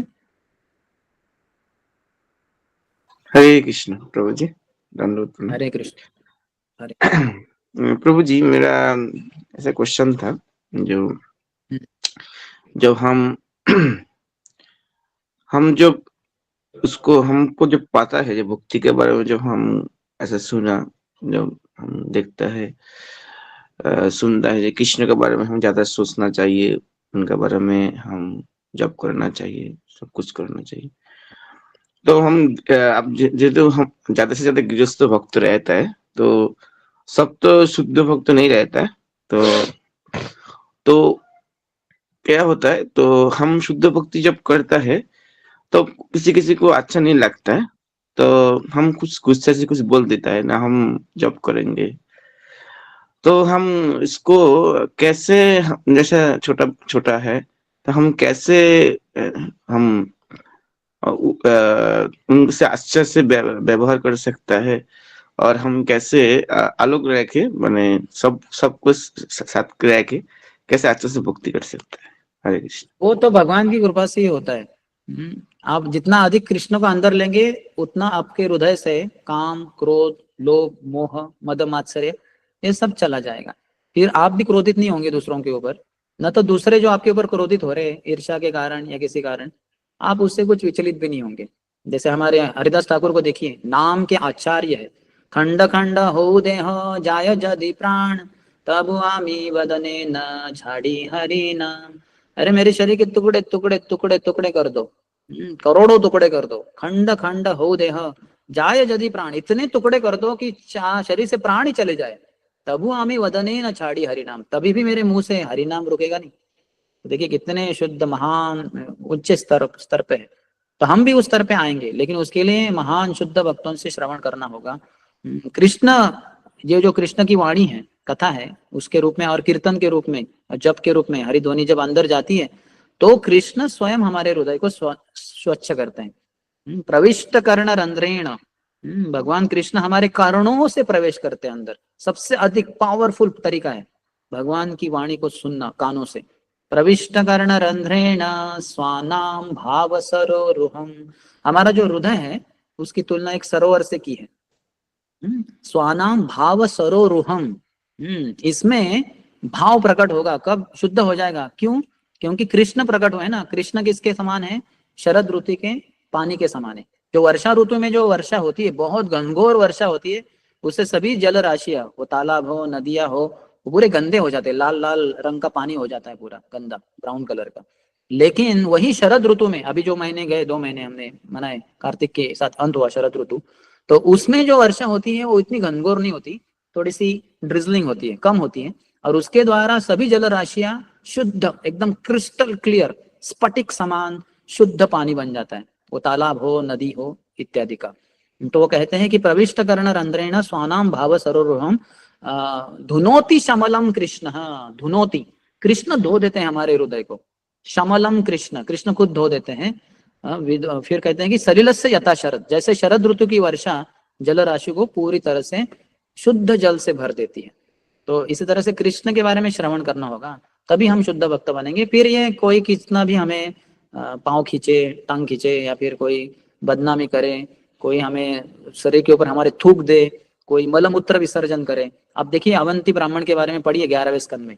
वो जब भिक्षा मांगकर कुछ भी है जो पात्र है उसमें खा रहे होते हैं, कोई आके उसमें पेशाब कर देता था, मूत्र विसर्जित करता था। सोचिए आप खा रहे, वो थाली में किसी ने मूत्र विसर्जित किया, अभी क्या खाएंगे? उनका जो सन्यास का दंडा था, वो कोई चोरी करता था, ऐसा लेके जाता था, अरे पगले देख तेरा दंडा मेरे हाथ में अभी, और उनके सर के ऊपर जाके थूकते थे। कितना अपमान! आप पढ़ते पढ़ते आपके आंखों से आंसू आ जाएंगे। वैसे ही ऋषभदेव देखिए आप, वो पिक्चर भी है 5th कैंटो में, वैसे नग्न अवस्था में जा रहे हैं, कुत्ता भौंक रहा है, एक व्यक्ति उनके ऊपर पत्थर मार रहा है, कोई एक लकड़ी से मार रहा है, एक माता जो ऊपर गैलरी से उनके ऊपर जो कूड़ा कचरा है वो उनके सर के ऊपर फेंक रही है ना। तो इतना अपमान! तो जो शुद्ध भक्त होते हैं कृष्ण भक्ति में इतने मग्न रहते हैं, ये अपमान उनको समझता भी नहीं कि कोई अपमान कर रहा है। क्योंकि कृष्ण के संबंध में इतना मान मिलता है, कृष्ण इतना मान देते हैं आपको, और आप इतना कृष्ण को मान देते हो, तो इस संसार का अपमान आपको तनिक भी स्पर्श भी नहीं करेगा, आपको समझ में भी नहीं आएगा कि कोई अपमान कर रहा है। तो बहुत उन्नति की जरूरत है, उसके लिए बहुत श्रवण और बहुत कीर्तन की जरूरत है। तो ये प्रणाली है, इसको करते रहना है। यस, अगला कोई सिरदार प्रभु, क्षितिश सिकदार प्रभु ने हाथ ऊपर किया, पूछिए प्रभु। हरे कृष्ण, धन्यवाद प्रणाम प्रभु जी। हरे कृष्ण प्रभु, हम प्रचार करने के जाके आज एक नवा एक्सपीरियंस हुआ। हम देखे जब बुद्ध का पूजा कर रहा है, लेकिन उन्होंने कृष्ण को मानने का तैयार नहीं है। हाँ, वो उन्होंने वेदों को त्याग दिया है ना। बुद्ध भगवान के जो अनुयायी है वो बुद्ध भगवान के अनुसार ही चलेंगे। तो बुद्धों ने वेदों को त्याग दिया, तो वेदों में ही तो कृष्ण है, राम है, नृसिंह है, वराह, कामन, वो सब भगवान है। भगवान के मंदिरों की पूजा अर्चना ये सब त्याग दिया, वो तो त्यागेंगे ही, वो तो विरोध में रहेंगे सनातन धर्म के, स्वाभाविक है। लेकिन प्रभु हमारे तो सवाल क्या है, हम उनको कितना समझाए, लेकिन उन्होंने हमारे पास से गीता लेने का तैयार नहीं है, भगवान श्री कृष्ण का बात सुनने का तैयार नहीं है। लेकिन उन्होंने तो उनको छोड़ दीजिए प्रभु जी, उनको छोड़ दीजिए। हाँ हाँ, वो उनको प्रसाद दीजिए। नहीं नहीं, आप ऐसा उनके पीछे पड़ेंगे तो आपके विरोध में जाके वो आपको कुछ भी कर सकते हैं। जैसे हमें खुद पता है, हमारे एक गलती से हमारे एक भक्त ने एक गांव में ऐसे एक व्यक्ति को थप्पड़ मारा था, हमारे ब्रह्मचारी ने। तो उन्होंने 50 वो बौद्ध लोग आ गए, बोले आपका जो बस पार्टी का बस है किताबों सहित अभी हम पेट्रोल नहीं, रॉकेल था, केरोसिन डाल के अभी जला के खाक कर देंगे। वो पूरा लाए थे केरोसिन का, रात में आए थे वो लोग। क्योंकि वैसे भी वो सनातन धर्म के विरोध में रहते, और ये हमारे ब्रह्मचारी ने बड़ी गलती कर दी, कुछ बातों में उनको एक थप्पड़ मार दिया, तो उनका मिथ्या अहंकार को ठेस पहुंच गई। तो इसलिए आप उनके पीछे मत पड़िए प्रभु जी। संसार में 800 करोड़ से अधिक जनता है, तो आप क्यों उनके पत्थर के ऊपर सर मार मार के अपने खून को बहाकर मरने की इच्छा कर रहे हैं? उनको छोड़ दीजिए, उनको प्रसाद दीजिए। वो प्रसाद है करके मत बताइए, उनको बोलिए कि मेरे माँ ने बहुत प्रेम से मेरे लिए ये खाना बना है, ये स्वीट बना है, क्या मेरे माँ के दिया हुआ स्वीट आप नहीं लेंगे? तो फिर वो ले लेगा, लेकिन उसको पता नहीं है वो प्रसाद है। तो प्रसाद खाकर उसकी बुद्धि ठिकाने पे आ जाएगी, समय लगेगा लेकिन हो जाएगी ठीक। तो ऐसे लोगों के आप में वो शक्ति नहीं। वो नित्यानंद प्रभु हैं, हरिदास ठाकुर है, जो जगाई माधाई को है ना इतना नम्रता से सर फूटने के बाद भी उनके चरणों में झुककर उनको भक्त बना सकते हैं। वो हम में वो शक्ति नहीं है। आप उनको छोड़ दीजिए, कहीं आपके शरीर को कुछ हानि ना हो जाए। जान है तो जहान है। आप बचेंगे तो आगे 800 करोड़ जनता को प्रचार करेंगे, नहीं तो एक व्यक्ति को प्रचार करते करते हमारी जान न चली जाए। तो इसलिए उनके पीछे मत पड़िए। आप जानिए कि वो वैसा क्यों व्यवहार कर रहे हैं, कि उनका उनका तत्वज्ञान उनको गलत सिखाया गया है और वो उनके लिए जरूरी था। वो लोगों के लिए उस समय 2500 साल पूर्व बुद्ध को वैसा प्रचार करना पड़ा, क्योंकि वेदों का गलत इस्तेमाल करके वो लोग सब प्राणियों की हत्या कर रहे थे आहुति देने के लिए और मांस वगैरह भक्षण कर रहे थे। इसलिए हाँ, सदय हृदय बुद्ध देव के बारे में उनके हृदय में दया आई भगवान के, अरे मेरे सब जानवरों को मार रही है। तो भगवान ने कहा अरे मारो गोली इस वेदों को, जिसमें ऐसे सब अश्वमेध यज्ञ, गोमेध यज्ञ, ये सब प्राणियों की हत्या के बारे में बताएं। Hell with all the scriptures, लात मार दो इन सब शास्त्रों को। तो अच्छा हुआ उन्होंने शास्त्रों को त्याग दिया और शास्त्रों के द्वारा फिर जो प्राणियों की आहुति वगैरह थी यज्ञ में वगैरह, वो सब बंद हो गई। और बोले बुद्धम शरणम गच्छामि, बस मेरे साथ चलो, मेरी शरण ले लो। और वो ठीक हुआ। लोग जो पाप कर रहे थे, हिंसा कर रहे थे, उससे अहिंसक बन गए। अहिंसो परमो धर्म, ये बुद्ध देव ने सिखाया। फिर बाद में शंकराचार्य आए, उन्होंने वेदों का गलत अर्थ लगाकर लोगों को फिर से वापस वेदों के प्रति वापस लाया कि अरे आप ही भगवान हैं, वेदों में कहा है कि आप ही भगवान है, चलो वेदों को स्वीकार करो। सब वो लोगों ने वेदों को स्वीकार किया। और फिर बाद में आचार्य आए हमारे, और फिर उन्होंने शुद्ध भक्ति प्रतिपादन किया और लोगों ने फिर अपने आप को भगवान समझना बंद कर दिया। हम भक्त हैं, हम भगवान के दास हैं, भगवान की सेवा करने। इस तरह से ये भगवान का प्लान है, ये सिस्टमेटिक। तो आप ऐसे ये बुद्ध लोग जो ब्रॉड माइंडेड नहीं है उनके पीछे मत पड़िए, अपना समय मत गवाइए, अपनी जान मत गवाइए। लोग बहुत अन्य लोग हैं जो लालायित हैं आपसे सुनने के लिए, ये प्रभुपाद की वाणी को, शास्त्रों की वाणी को सुनने के लिए करोड़ों लोग हैं जो लालायित है। तो उनके पीछे जाइए आप, ठीक है। और हरे किसी कृष्ण का प्रश्न? प्रहलाद। तो आप जो बोले वो लोग वो एक ही बात बोलता है शरणम गच्छामि बुद्धदेव, ये एक ही बात हाँ तो बोलता उनके लिए ठीक है। है प्रभु, आप अपना देखिए, आप अरे प्रभुपाद के प्रति कितना शरणागत हैं, प्रभुपाद की वाणी के अनुसार आप चल रहे कि नहीं। वो चल रहे हैं तो फिर आप ऐसे लोगों के साथ अपना समय बर्बाद नहीं करेंगे। ओके आपको प्रभु। पता होना चाहिए कैसे व्यवहार करना है उनके साथ। उनको प्रसाद दीजिए, बस वो बताएंगे मत प्रसाद है करके। हरे हाँ, और कृष्ण। कोई प्रश्न?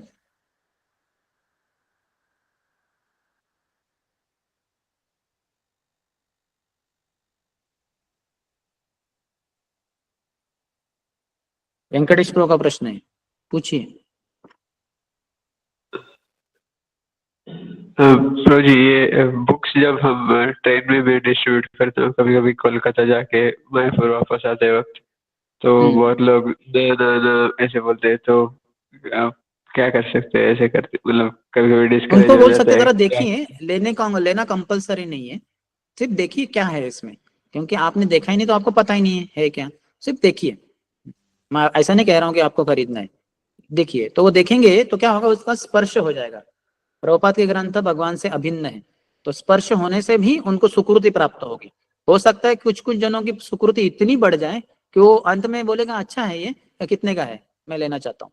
या कुछ लोग बोलेंगे नहीं ठीक है, आपने वहां की देखना है, हमने देख लिया, अभी वापस लीजिए, थैंक यू, हरे कृष्णा, हमारे मंदिर में आइए, मायापुर में हमारा मंदिर है या कलकत्ता में मंदिर है, हरे कृष्णा, बस। तो उसकी सुकृति बढ़ गई, तो आपको उसने आपका ग्रंथ नहीं लिया, अगली बार किसी अन्य भक्तों से सुकृति और बढ़ेगी, फिर तीसरे भक्त से और बढ़ेगी, फिर बाद में जाके किसी भक्त से वो जरूर खरीद लेगा। किसी जन्म में उसको खरीदना ही खरीदना है, इसके अलावा और कोई चारा है नहीं, और कोई उपाय है ही नहीं। हरे नाम हरे नाम हरे नाम है केवल। आप बिल्कुल पेशेंस रखिए, धैर्य रखिए, धीरज रखिए। सभी को यही इसी तरफ आना है, इसलिए उतावले होने की जरूरत नहीं, धीरज खोने की जरूरत नहीं। आप आपका कार्य करते रहिए। जैसे छोटे बच्चे होते हैं हमारे ना, कितना भी उसको ये करो, जैसे हर बार वो टट्टी करते ही है, पेशाब करते ही है, तो हम उसको मारते नहीं। तो उसका फिर साफ करना पड़ता है माता को, फिर नए कपड़े पहनाने पड़ते हैं अच्छे वाले, फिर से हो सकता है आधे एक घंटे का, 2 3 4 घंटे का फिर से वो पेशाब करेगा, फिर से उसका फिर वो कपड़े बदलो। तो ये करते रहना है। बाद में वो जब बड़ा होगा तो ये सब झंझट नहीं करेगा, नहीं गलती नहीं करेगा वो। तो आप धीरज रखिए और प्रचार करते रहिए। और ऐसा भी बताया गया है कि 11वां व्यक्ति जरूर लेता है। 10 लोग ना बोलेंगे आपको, लेकिन 11वां व्यक्ति जरूर लेगा। तो ये स्टैटिस्टिक्स है, पूरे विश्व के बड़े बड़े हमारे जो पुस्तक वितरक है उन्होंने पूरा इसका एनालिसिस किया है। तो आपका भी धीरज टेस्ट हो रहा है, आपकी भक्ति की टेस्टिंग हो रही है भगवान के द्वारा। लेकिन 11 जनों में एक जन तो लेगा, 11वां व्यक्ति लेगा, चिंता मत कीजिए। यस, और कोई प्रश्न? फिर से वेंकटेश को हाथ ऊपर करें। यस प्रभु जी, एक और प्रश्न पूछ सकता हूँ? प्रभु जी, ये जब हम गीता या कुछ दूसरा किताब हम लेके जाते हैं, जैसे कोई बैंक मैनेजर है तो हम पहचान हो गया, तो उनको हम फ्री में दे सकते हैं या पूछ देख के उनको डोनेशन पूछ सकते नहीं, हैं या क्या? जितना हो सके फ्री में किसी को नहीं देना चाहिए, क्योंकि जब वो व्यक्ति पैसा देता है अपना हार्ड अर्न मनी, बहुत मेहनत का, तो उसके द्वारा फिर उसको थोड़ा एक उत्तेजना मिलती है, एक प्रेरणा मिलती है कि अरे मेरा इतना पैसा गया है, इन लोगों ने, इस्कॉन वालों ने मेरा 100 रुपये लिया, 200 रुपये, 500 रुपये जो भी है लिया, थोड़ा देखता हूँ ये ग्रंथ में है क्या, तो ग्रंथ को वो पढ़ेगा। आपने फ्री में दिया उसको तो बोला ठीक है, वो रख देगा अलमारी में, बाद में कभी पढ़ेंगे। पढ़ना हो सकता है उसका बाद में, लेकिन इतना गंभीरता से नहीं लेगा। प्रभुपाद ने बोला, एक प्रवचन में बोला है कि उससे ले लो। वो बोलेगा अरे ये मूर्खों ने मुझसे 10 रुपए लिए हैं, ये ग्रंथ में जरा देखता हूँ क्या है, 10 रुपए का ग्रंथ है। तो अर्थात उस समय की बात है ये। तो उस समय तो 1984 में वगैरह या प्रभुपाद के समय तो शायद 10-15 रुपए की भगवगीता मिलती थी। हमने बचपन में 1984 में मेरे पिताजी ने 20 रुपए की भगवगीता खरीदी थी। तो प्रभुपाद कहते हैं कि 10 रुपए लिए इन लोगों ने, ये इस्कॉन के बदमाशों ने, तो जरा मैं देखता हूँ इसमें है क्या, तो पढ़ेगा, उसको प्रेरणा मिलेगी। तो इसलिए फ्री में मत दीजिए।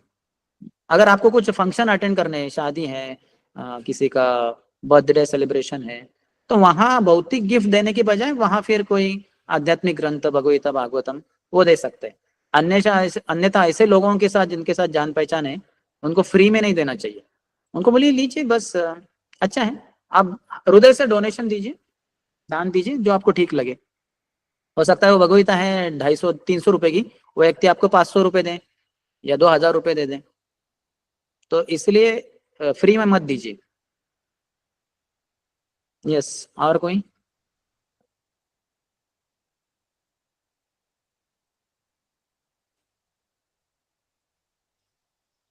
फिर किसी का प्रश्न नहीं है शायद, तो अंत करें तपो नित्यानंद प्रभु? यस प्रभु जी, यस। ओके, तो आप सभी भक्तों का मैं बहुत ही आभारी हूँ, विशेषकर तपो नित्यानंद प्रभु, आपने भी बहुत ध्यान पूर्वक सुना। हम आशा करते हैं कि हम आपकी सेवा भविष्य में भी और अधिक अच्छे से कर पाए। ग्रंथराज श्रीमद् भागवतम की जय, करदम मुनि की जय, भगवान कपिल देव की जय, जय समस्त भक्त वृंद की जय, हिताय गुरु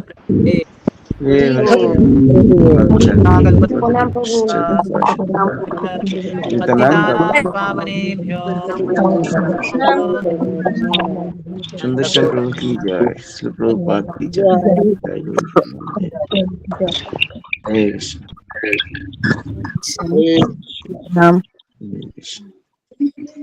পরবর্তী